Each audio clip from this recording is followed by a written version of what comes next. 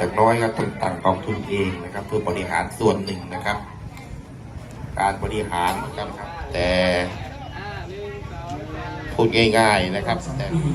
นะครับวันนี้ก็ได้รับความอนุเคราะห์จากท่านผู้ใหญ่ใจดีครับ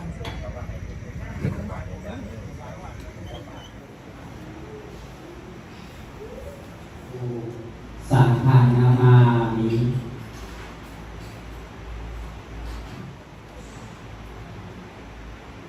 นะโมสัมมาสัมพุทธัสสะนะโมปิ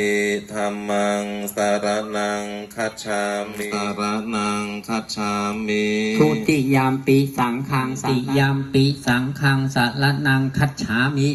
ปานาติปาตาเวนาทานาเวระมะนิอันตรายาภิเรนะสันตุอาเสมาลาติเรกามพิโย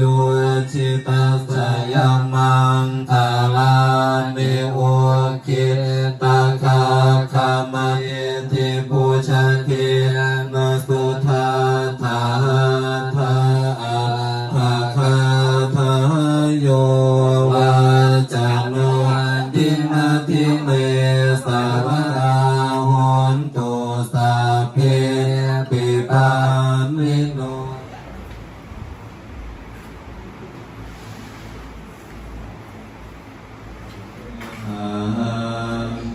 นิโยวิวาชันตุสัพพะปัตโตธัมโมทัตติสุนันเน